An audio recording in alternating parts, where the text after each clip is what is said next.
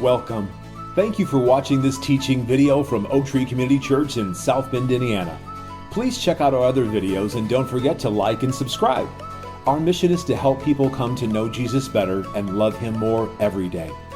We believe this will not only help our own spiritual growth, but also help us better influence the community and the world for Christ. For more information about Oak Tree, please visit us at oaktreechurch.com. There you'll find past message series, online giving options, and more information about our discipleship process that we call The Path. Now enjoy this message. We'd love to hear from you in the comments or the website contact form. Thank you.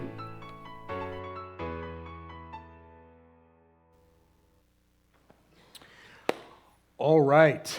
Well, we are continuing in the book of Hebrews this morning, and as we've been reminded, there is no second hour today, which is perfect because this is the first warning passage, which everybody's going to have questions about, and I just don't feel like answering them. So I'm sending you home afterward, and I'm turning off my WhatsApp, and I'm getting off of social media so that you can't find me, basically, is... You can always, I know. That sounded more threatening. Maybe it was supposed to be threatening. I don't know. That sounded really. Now, we are in Hebrews, the book of Hebrews. We're still very early on in the book of Hebrews. We're spending this summer in the book of Hebrews because Hebrews is all about perseverance and godliness.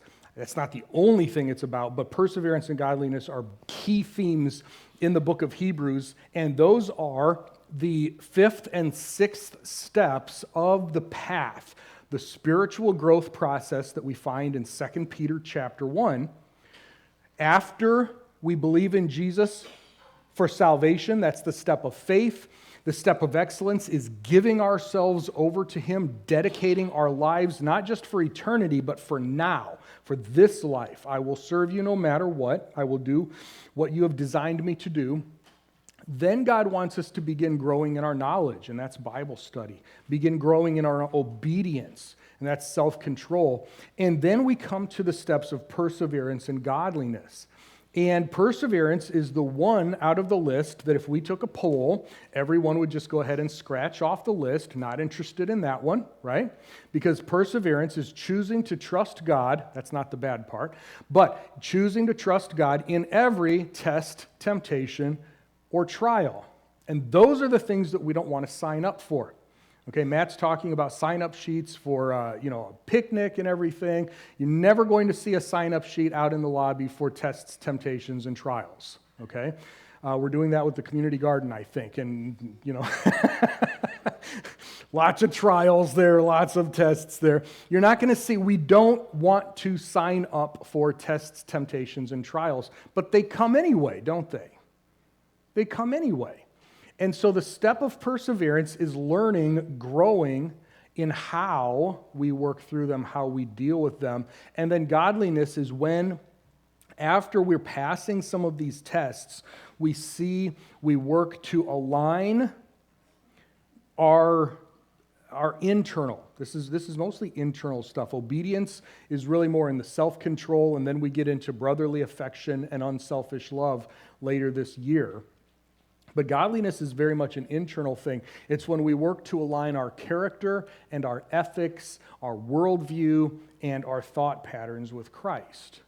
Okay? And there's a reason that comes after perseverance, because it's one thing to say it, it's another thing to actually live it, right? It's hard to do. These things get harder as we work down the list. And it's not just a checklist. We've talked about this many, many times. We've been teaching the path from 2 Peter chapter 1 for 10 years now. 10 years here at Oak Tree. And we know that it's not a checklist. It's not just we're done. The faster you can do it, the better off you are. This is a lifelong process. And so it takes time, and it's okay to take time. And we're seeing this in a parallel with the seasons of the year, actually, and this is why we're doing this in the summer, and the seasons of our spiritual growth, because a spiritual summer is when it gets hot, when it gets hard, when we sometimes go through a drought. when the sun is beating down on us and it's harsh and we're going through a period of life that we need to choose to persevere. Maybe God is testing our faith. Maybe there's things going on at home or at work or at school that just the system is throwing stuff at you. And sometimes it's just our own hearts, right? Just our own hearts, temptation. Sometimes it's God cutting things out of our lives. God says, you know what? This may be a good thing, but it's not good for you right now. And so like a good gardener, he comes by with his pruning shears and he goes, snip. We're going to go ahead and just get that out of your life right now. Could be a thing, it could be an event, could be a job, could be a person, could be all sorts of things. That somehow God says, not necessarily a bad thing, but it's not what you need to grow right now. And he starts pruning our lives. And we need to choose to trust him in those things because Jesus is better, because God is better. Jesus, we saw in chapter 1 last week that Jesus is the best revelation, the best authoritative revelation that God has given. Better than visions and dreams, better than the other prophets, better than the apostles, better than everything else. Jesus is God's final revelation. And so we have to listen to him. And it was Jesus who authorized both the Old Testament and the New Testament. And so sometimes in seminary classes, our professors try to get all,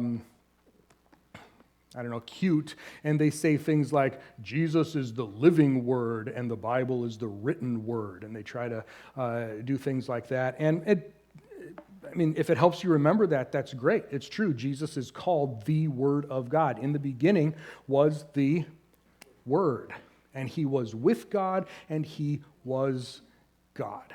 He was divine. He was deity all the way back at the beginning, and that never changed. Even when he became human, even when he took on humanity, he never lost his deity. He's always been God. He will always be God in every way. And he is now also human, and we will see the writer of Hebrews work on that theme as we go along, okay? But the thing is that as we go through the spiritual summers, we have to choose to trust something. In many cases, we trust ourselves, we try to trust friends, we trust all sorts of things. And the goal of this process as we go through the path and what we're going to see in the book of Hebrews, especially as we get to the first warning, is that when you're looking at your options, when you're looking at your choices, because when life gets hard, we look around, choose Jesus. Choose to trust God because Jesus is better than anyone and everything else. Okay, that's what the writer of Hebrews is doing here because in the mid-60s, under Emperor Nero, the Christians were facing persecution, and these Jewish Christians thought, well, you know what, we're still Jews, let's just go back to the synagogue. Let's not talk about Jesus anymore. Let's just hide our Christianity until the persecution ends. Okay, it's not convenient right now. In fact, we're being persecuted for being Christians. Let's just hide in Judaism. Let's hide with our Jewish friends, and then we can come back out as Christians. And the whole book of Hebrews says, no, you can't do that. And we come to the first warning passage today. Now, there are 5 warnings, okay? We find them here in chapter 2.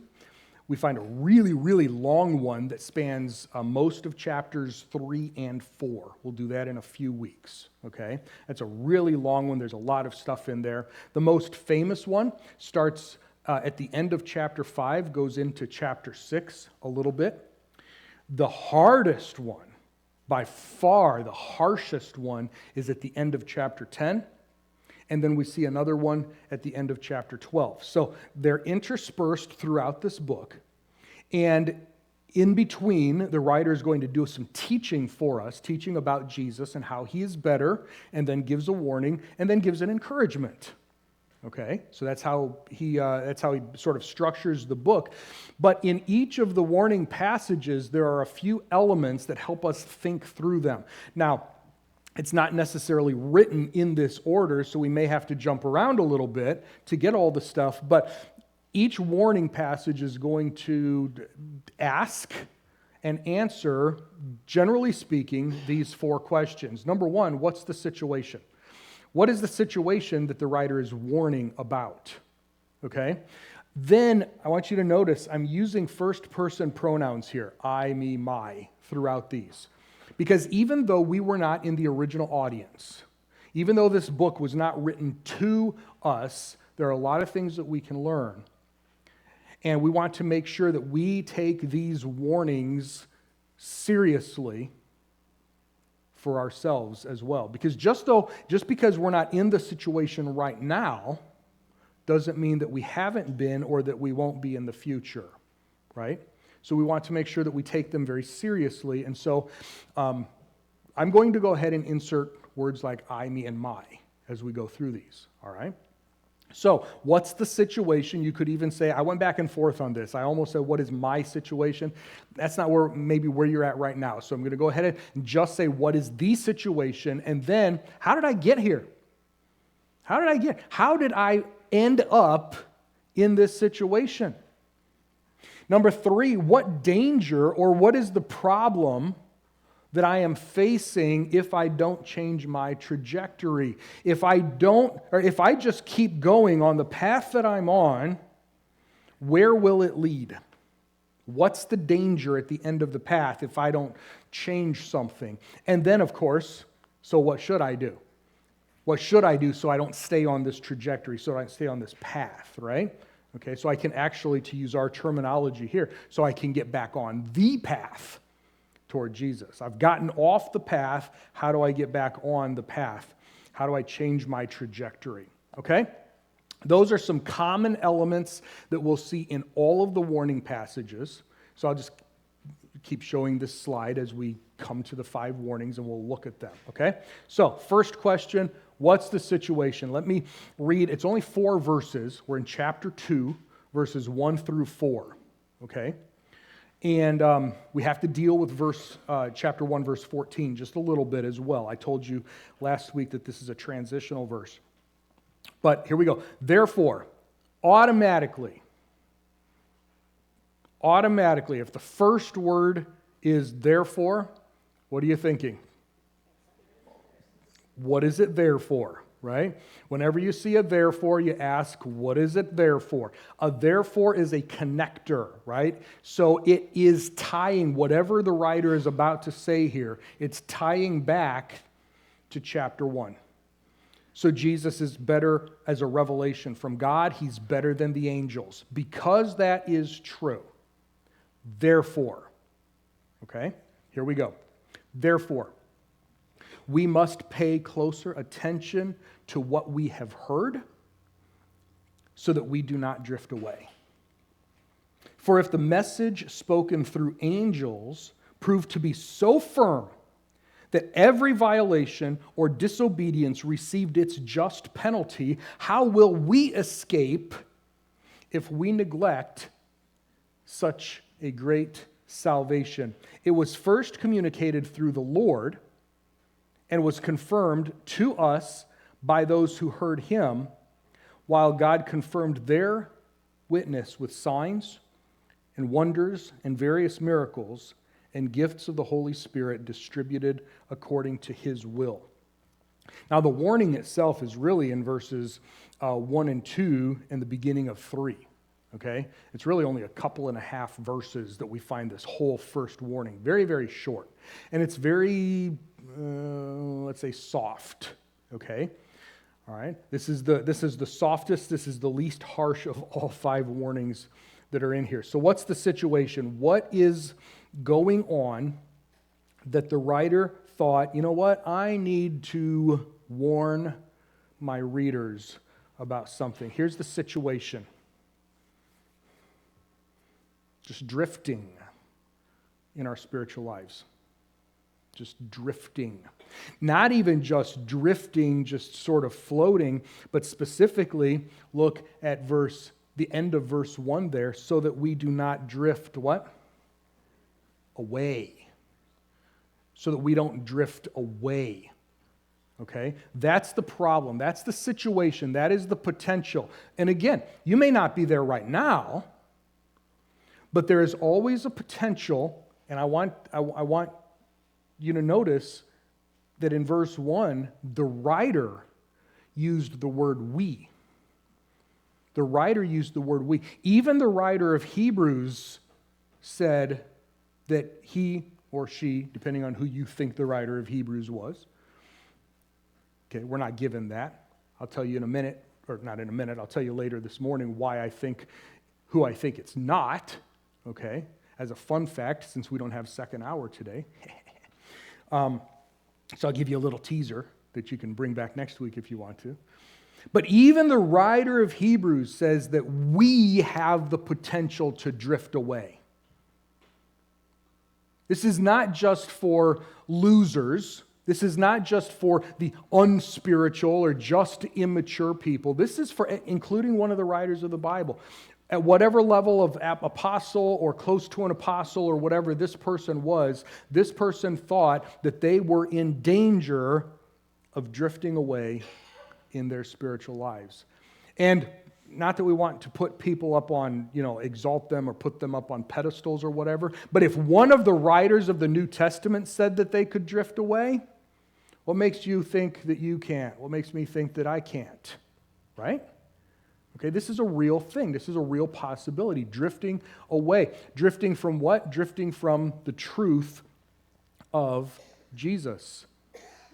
Drifting from the truth of who he is, drifting from the truth of what he did, drifting from the truth of what he taught.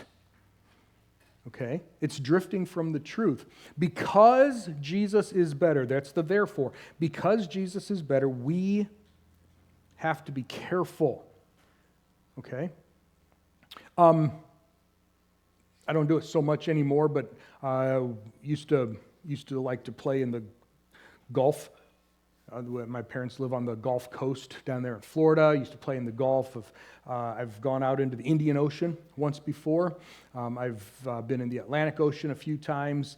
And one of the things, but even just if you're in a lake, depending on the size of the lake, right? You're out there, you're playing, you're, whatever, and all of a sudden you look up and you're not in front of your towel in your beach chair anymore, are you? All of a sudden, those legs on the beach chair got up and moved the chair down the beach, right? And it took the towel and your cooler with it. Like, I didn't know that my chair could move, right? Well, we all know that that's stupid. That's not what happened. The chair didn't move, the cooler didn't move, the blanket didn't move, the umbrella didn't move. What moved? We did. But we didn't feel it. You're out there playing, you're splashing, you're doing whatever. If you're in a river, there's a reason that people are not supposed to swim in the St. Joe River here, right? Okay? Somebody gets caught, somebody's fishing, they trip, they slip on the shore if they're fishing. How many accidents do we hear of every year because somebody fell into the St. Joe River and didn't make it back out? Why? Because in the river, in the ocean, there is a current that you cannot see. There's an undertow, there's an undercurrent. You can't see it. You can sort of look at the top and say, oh, the river seems fast today. But you have no idea just how fast and how strong that is under the surface, right? Okay? This world has a spiritual current that if we are not anchored to something that is unchangeable, if we are not anchored to something that cannot be moved, we will drift. It's just that simple. We will drift, and if we're not careful, and this isn't the warning, so I'm sort of jumping ahead in Hebrews, but not only will we drift, but like people who slide down the bank into the St. Joe River, sometimes we can drown, right? because the current is that strong. This is why perseverance, this is why choosing to trust God, trust Jesus in every test, temptation, or trial, this is why we need an anchor. Some of the great old spiritual songs, some of the great old hymns, the great Southern gospel songs have this imagery of anchor, an anchor for my soul, an anchor of rest. There's this theme of anchor that shows up a lot in some of the older songs, especially the old spirituals. Why? Because these are people who are being oppressed and persecuted, and they knew that they needed someone to hold on to. And not only did they just live it, they sang about it, because singing helps it get down into our hearts and minds and our souls, right? Okay, we need an anchor. This is, in fact, the word drift here, it's the only time that it shows up in the New Testament, this Greek word, the only time that it shows up in the New Testament, but it shows up in other Greek literature all the time. This is just the regular word for drifting. You put your boat into the water, you put your canoe out there, and before you can get in, it's moving off, right? It's headed out. It's like, I'm having fun, right? It's like, hold on, get back here. I need to get in, right? It's just normal. This is the normal word for drift. But it's compounded because it's not just drifting, floating, it is actually drifting away. It's actually drifting away. You wake up one morning and you're like, I thought things were or I thought things were going well in my spiritual life, but you wake up one morning and you're like, how did I get here? How did I get here? I've drifted away from Jesus. I didn't even realize it. You wake up one morning and Jesus has moved down the beach. You're like, Jesus, what are you doing down there? He's like, I haven't moved.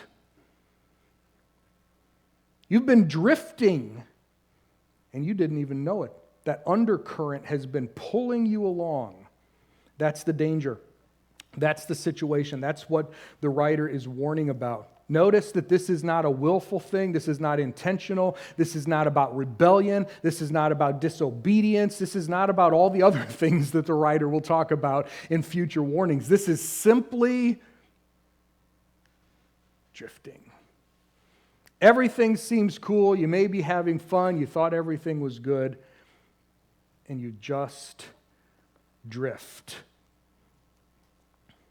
We're either going to drift or we're going to pay attention. Because what's interesting is that when we pay attention, because I've done this, you're out there, you're playing with the kids, you're just playing in the water or whatever. If you keep an eye on your stuff, you notice that you've started to move a little bit and you work your way back. All it takes is paying attention. That's all it takes. Okay, this is not a harsh warning.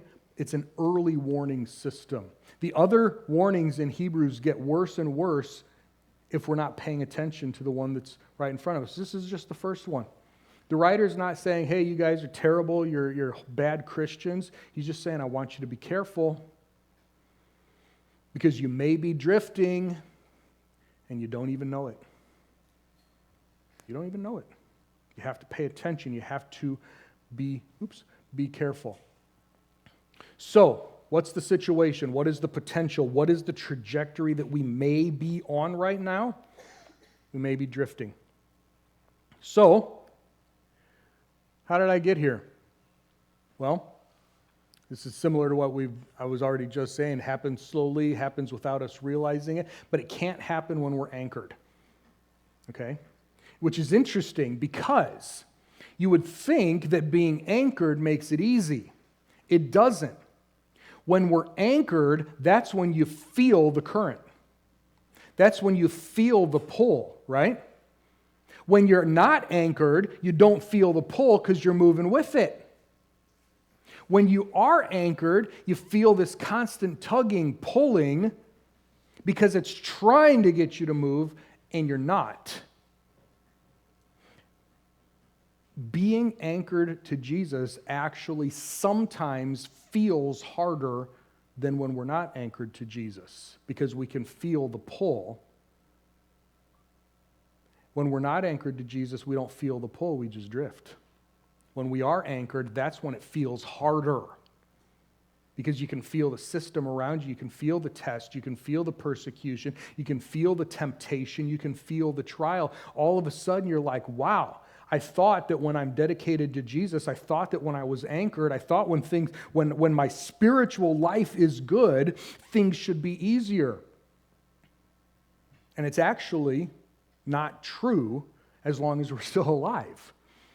When we're anchored to Jesus, things actually get harder because the entire system is trying to pull us away.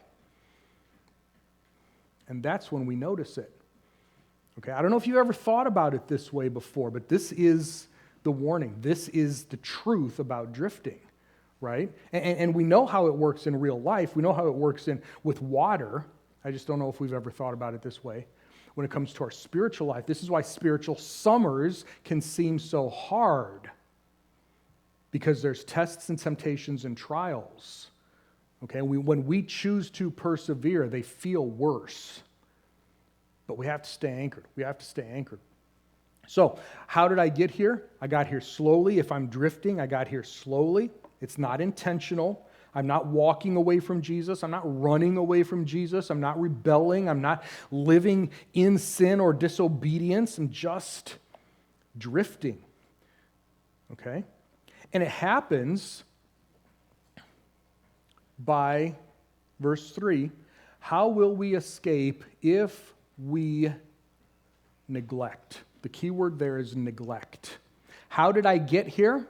How did I get to the point where I'm drifting? It's because I'm neglecting something. I'm neglecting. I'm not paying attention. In fact, I am possibly actively neglecting. The word here means a lack of concern, just an apathy, I just don't really care right now. Man, when we get into a spiritual state where we just give up or we just don't care anymore, that is the recipe for starting to drift. Okay? The word is neglect. When we neglect, we start to drift, okay? A wrong understanding, neglect what? We're talking again about the truth. A wrong understanding of the truth revealed, which leads to a lack of concern for it. It's a wrong understanding when we don't understand the truth properly, when we don't understand who Jesus is. Remember, the therefore connects us back to chapter 1. And the chapter 1 is talking about how great Jesus is. When we neglect that, when we neglect our anchor, when we neglect the truth, we start to drift. We have no concern for it anymore. We don't care about it. We're not reading our Bibles. We're not serving. We're not praying. We're not engaging. We just, I just don't feel like it right now. When we neglect it, we start to drift. Okay? When we misunderstand truth, we are more likely to drift away from it. And I have in my notes, the very first time we see this in the Bible is in Genesis chapter 3. Satan himself came to Adam and Eve, right? And Satan intentionally misquoted God, misquoted the scriptures, right? Did God really say? And Eve did not have a good understanding of what God really said, and so what happened? She drifted. She added rules, she drifted away from the truth, and she ended up sinning. She was just drifting because she was not engaged with the truth. Now, whether Adam did not teach her well, whether she didn't listen well, I don't know. But Eve sinned because she drifted. Adam sinned out of willful rebellion and disobedience. Okay, it was through Adam's sin that death came into the world, that sin came into the world, not through Eve. Eve was deceived. Adam was not deceived, but because she was deceived, she drifted away, and she was the first human to sin. Okay, we're seeing the same thing here. If we don't pay attention to the truth, if we neglect the truth, if we have a lack of concern for the truth, if we misunderstand the truth, if we are apathetic toward the truth, drifting is just the natural result. It's just what happens. That's why we spend so much time here at Oak Tree studying the Bible. Not because Sunday morning is, the only time that we have to do this, but because I need to do my part, Gary needs to do his part, our other teachers do their part to help us make sure we understand the Bible well so that we don't end up drifting. We want to make sure we understand it well. Now, if we choose to disobey it, that's on us. Right? That's on us. That's on each one of us. But we want to make sure that you're not sinning, that you're not drifting because you misunderstand, because we've taught you wrong, because there's something that you read that we've never tackled before or whatever. You're like, well, I guess I don't know, and all of a sudden you get carried away by something. So that's the pastor's job. The pastors of a church, our number one job is to exhort in sound doctrine and sound teaching. That's why we spend so much time in the Bible here. Okay? You have to do it yourself too. It's not good enough just Sunday mornings, right? You have to do it yourself. But we're hoping that we create that foundation, because when we misunderstand the truth, we drift. It's just that simple. Okay? Now,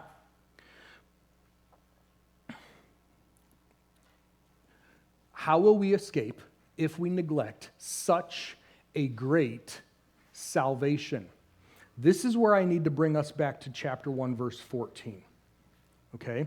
Because chapter 1, verse 14, I said last week, and I mentioned it this morning already, is a transitional verse that connects that Jesus is better than the angels in chapter 1 to this warning passage here. Okay, it's a transitional statement about the point of angels and the broader discussion of a future salvation. Now, let me do something here, okay? I want to jump ahead to next week, just briefly, okay? Just part of next week, because this is what Hebrews wasn't intended to be read 4 verses at a time.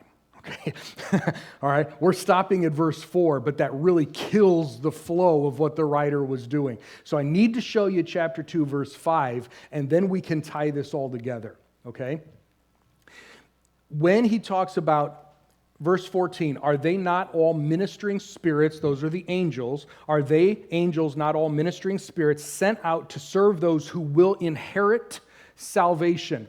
If all you do is read that verse, you're like, what? Salvation is something that is inherited? I thought it was a gift. I thought, oh, what's going on? Verse 3, how will we escape if we neglect such a great salvation? Oh, I can neglect my salvation and I'm not going to escape. Does that mean I can lose my salvation? What's going on? Hold on. Verse 5. Scroll. For, scroll more. For, which is also a connecting word, an explanatory word, it brings us back. For he did not put the world to come, notice, about which we are speaking. So, as the writer is talking about salvation, those who are going to inherit salvation, if we neglect such a great salvation that the Lord promised and talked about, and the apostles and the miracles and everything, what is this salvation that he is talking about? Is it about forgiveness of sin? Is it about the indwelling Holy Spirit? No.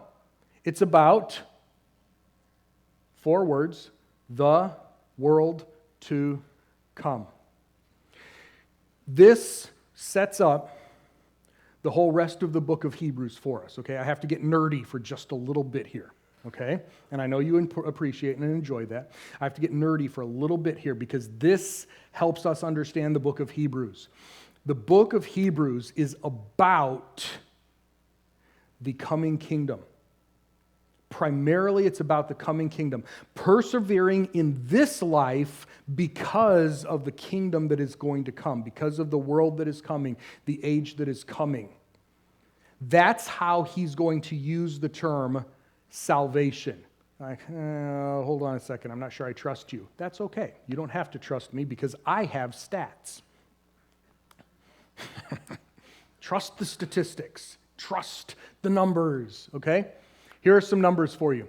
The word salvation in the Bible. The word salvation in the Bible refers to eternal salvation, which is how we usually think of it. When you think of salvation, God saved me, or I am saved, or He gave me salvation, what you're thinking of is eternal salvation, the cross and forgiveness of sins and forever in heaven type thing, right? Okay, that's how we usually think of the word. In the Bible, and if you want to double check these numbers, feel free, okay? Feel free. You can do the search yourself. You have to look up every time the word salvation shows up, and you have to read the context, okay? That's what I did. I did this a number of years ago. I stand by these numbers, okay? But feel free to check me, all right? In the Old Testament, the word salvation shows up 810 times, okay? And I'm doing this in the Hebrew text, not just in different translations, because I don't want just how someone translated it. I went back to the Hebrew text and I'm looking for the word save, salvation, whatever, okay? 810 times, only 60 of them refer to salvation the way you and I normally think of the word. Only 60 out of 810. Okay, 7.4 roughly percent. In the New Testament, you would think that number would skyrocket. Most of the time in the New Testament, because of the cross and everything, it seems like it should be about eternal salvation, right?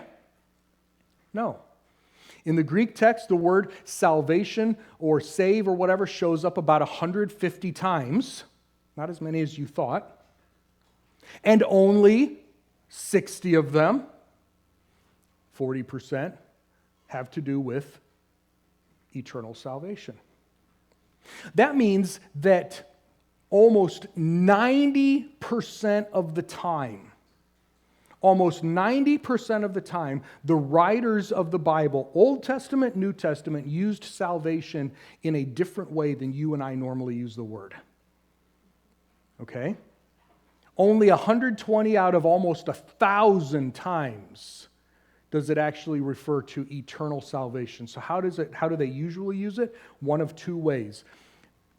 The word save or salvation or whatever, the base meaning. See, we've loaded this term up so much theologically and Christianally. It's not even a word. And whatever. We've loaded this term up that immediately we think save always means one thing. It's just not true. The base meaning of this word in ancient literature, even if you get out of the Bible, if you take all the religious stuff away, the meaning of this word, both in Hebrew and in Greek, simply means to deliver. To save. To deliver, right? If somebody is drowning in the St. Joe River and you throw a buoy or a ring or a fishing pole or something and you pull them out, you have saved them. That's the normal meaning of the word across both languages. Okay? To rescue, to deliver, to save. And the way that it is used most of the time in the Bible, and as you can see, especially in the Old Testament, because Jesus hadn't died yet, eternal salvation was not a normal thought in the Old Testament, and the Old Testament is the context of the book of Hebrews. The Old Testament is quoted all over the place in Hebrews, so we would expect that the word to be used in the same way the Old Testament used the word. Okay? Number one, temporal deliverance of an individual. How many times in, for instance, the Psalms, do you read David saying, God, save me? Save me from my enemies. Save me from death. Save me from... And some of our translations, they have changed the English from save because they know it doesn't mean salvation the way we think of it. They've changed it to deliver or rescue, right? Rescue me from my enemy. Deliver me from my enemies, right? Because that's what David is saying. Huge percentage of the time we find the word save or salvation. You are my salvation. Temporal deliverance of a person, an individual. The other primary way that the word is used, or the words are used, is national deliverance of Israel. All Israel will be saved. Does that mean that every Jew who has ever lived will believe in Jesus for eternal salvation? Nope. And yet all Israel will be saved, delivered into the kingdom of Messiah. This is the normal use of the word. Okay? That's not the normal use of the word in church. Not in our church, not in churches all over the place, wherever you're from, if you're online. That's not how we normally use the word, but that's how the Bible normally uses the word. And that's how the writer of Hebrews grew up using the word, even before they were saved, as they were reading the Old Testament. And that's how the writer of Hebrews uses the word in this book. If we understand what the writer means by salvation, it makes the book a whole lot clearer. It leads us to not question, oh, does that mean that I'm going to go to hell if I believed in Jesus and I can lose my eternal salvation? Nope, because that's not what he's talking about. There is a loss, and it is related to salvation, but it's not the salvation that we normally use. It's not the word that we normally use. Okay, so here is, I'll just give you my definition. You can come up with your own definition, but here's how I explain it. Salvation in Hebrews, when we come across the word salvation, how will we escape if we neglect such a great salvation? Aren't they all ministering spirits sent out to serve those, minister to those who will inherit salvation, the world to come? Salvation in Hebrews primarily, because we will come across verses where he actually says the phrase, eternal salvation. Even he knows he needs, or she knows that they need to clarify eternal salvation for us, because that's not the way that they're normally using the word. In the book of Hebrews, salvation, when you read salvation, I want you to think of participation with Christ in the rich blessings of his future kingdom. The world that is to come, about which we are speaking. Okay? Participation with Christ in the rich blessings of his kingdom, the rewarding of believers who faithfully persevere for Christ in this life. That's the salvation that the book of Hebrews is talking about. Okay?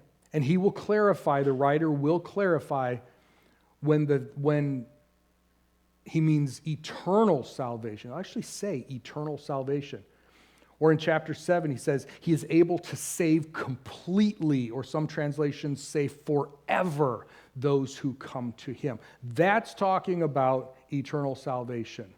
That's not the normal way that we're going to find this word being used. Okay, verse 5, he did not put the world to come about which we are speaking. What is the salvation? What is the deliverance that the writer is speaking about? The world to come. Messiah's kingdom in the future. Okay, other words, and I'm just going to throw this out right now. We'll get to them in the next several chapters. And we already see inheritance here in chapter 1, verse 14. We'll find the word rest. We'll find the word rest and inherit and inheritance. And they're all talking about the same thing. Okay, that's what we're talking about. So when the writer says, hey, listen, about these angels, that Jesus is better, aren't they all ministering spirits sent out to serve those who will inherit salvation? He's talking about those who, he's not saying that every Christian has a guardian angel. You can't get that from this verse. Okay? You can pretend to get that from this verse if you want to. But he's talking about those who are going to gain an inheritance, participate in the rich blessings of the future kingdom, get a reward in the future kingdom. Yes, every Christian will be there. Every saint, all the way going back to at least Abel, if not Adam and Eve. Not sure about Adam and Eve. Abel will be there. Okay? We get to chapter 11 here in Hebrews, all of these great heroes of the faith, right? They'll be there. But the inheritance, the part of the inheritance, the piece of the inheritance is determined on how faithful we are in this life. It's not a question of will we be there. It's not a question of eternal salvation. It's a question of what do we receive once we are there. That is one of the reasons that we need to persevere in this life. That's what perseverance is about. Okay? So,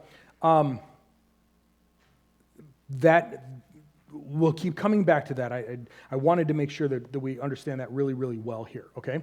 So, what is the danger then? Okay? If I keep drifting, if I say, it doesn't really matter then, if I don't pay attention, then what's the danger? What happens if I stay on this trajectory?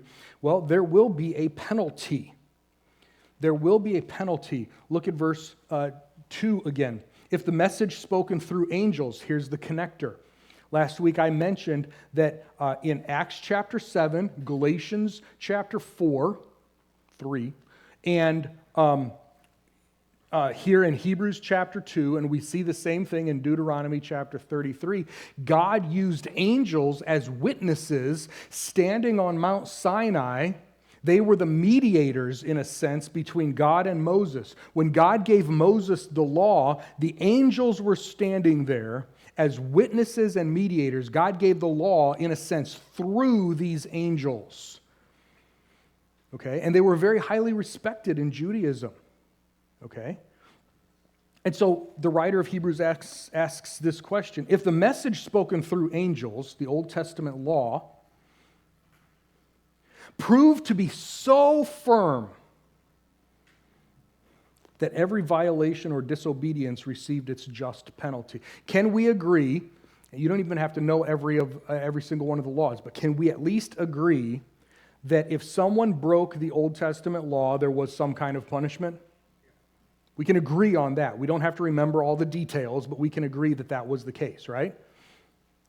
If that was true for a law that God gave to a group of people using angels as the mediator, why do we think it wouldn't be true for the things that he gave through the one who is better than the angels? Why do we think that we can escape? Why do we think that there would be no penalty for the things that Jesus taught when Jesus is so far better than the angels? You see the connection here? You see the logic where the writer is going? If the law, which came through angels, had penalties, why would we think that we can just do anything we want with no penalty at all when it was given through the one who is far better than angels? Why do we think that we can escape? How will we escape? Escape what? Escape hell? Nope. Because this isn't a question about hell. This isn't a question about eternal salvation. It's about punishment in this life and rewards or loss of rewards, lack of rewards, inheritance in the next life, the world to come, about which we are speaking.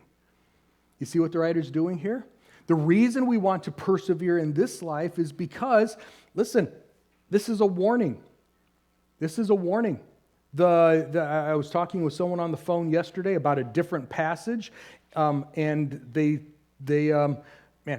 bad memories, I'll tell you what, but this person said, sort of like when your mom brings out the wooden spoon, right? I'm like, oh, I remember the wooden spoon, right? Right? You remember was I the only one who got beat with a wooden spoon? You just got broken, yeah. Yeah, I think ours got broken on my brother too. So it certainly wasn't me, but I'm sure it was my brother. You pull out that wooden spoon, and before you actually do anything, there's a little bit of a threat there, right? Okay? If you don't stop, here's what's going to happen. Right? This is a threat. This is the wooden spoon. There is a penalty for disobedience. In fact, it says disobedience, violation or disobedience. It's really interesting that if you look at the original text here, violation and disobedience almost have both an active and a passive side to it. A violation is a willful thing, an active a rebellion. And if that's true that active rebellion had a put a penalty.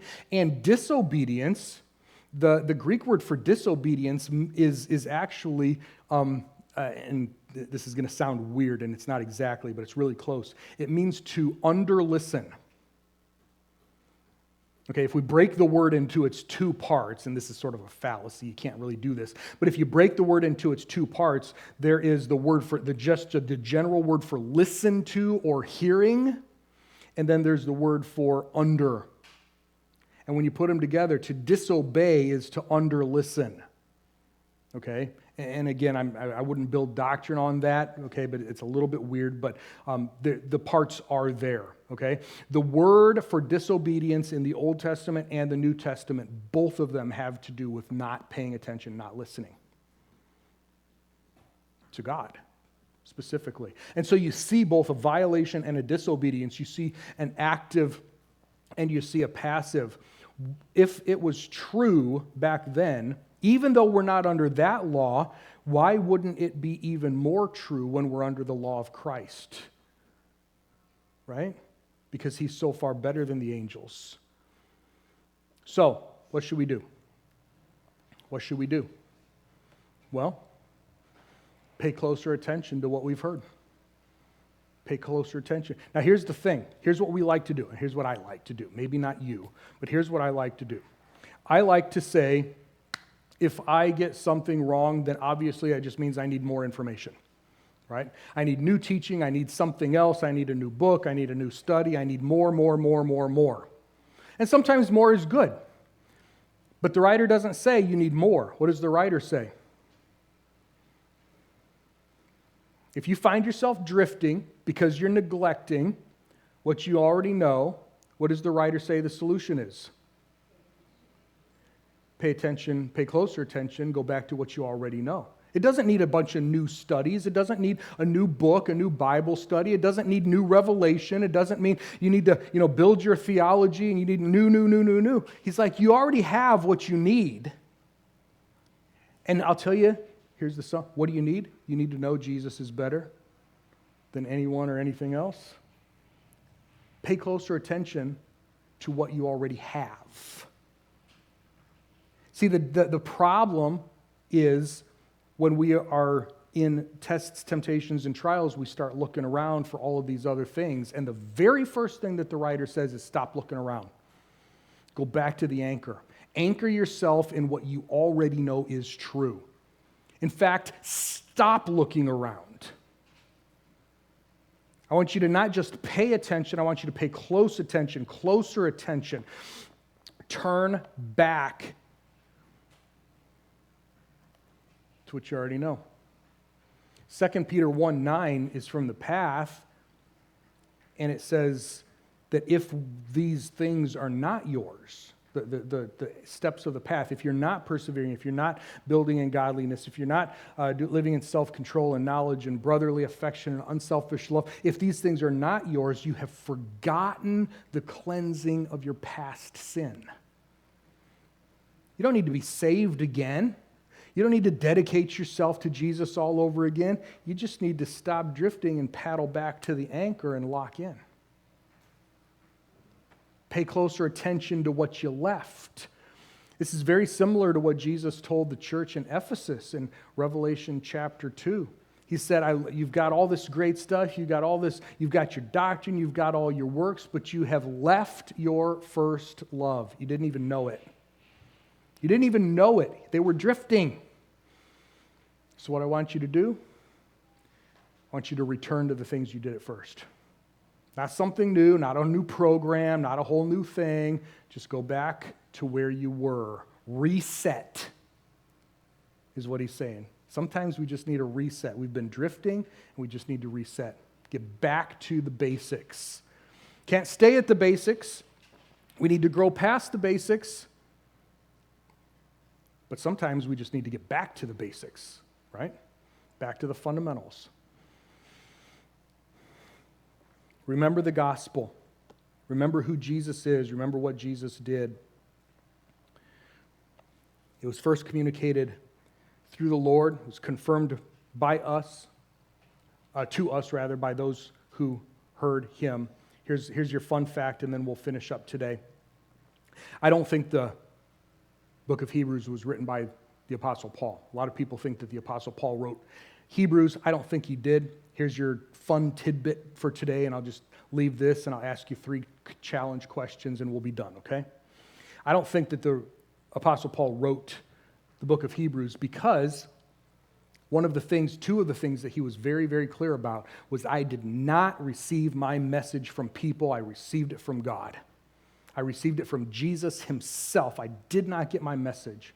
And he emphasized his apostolic authority based on the miracles, not only his commission, but the miracles that he did, okay? And yes, you can contact me. I can give you all sorts of passages that show you that. But those were the 2 things that Paul was so clear on throughout his letters. Notice what the writer of Hebrews says. This message, was first communicated through the Lord and was confirmed to us by those who heard him. The first thing that the writer of Hebrews says is, I didn't hear Jesus personally.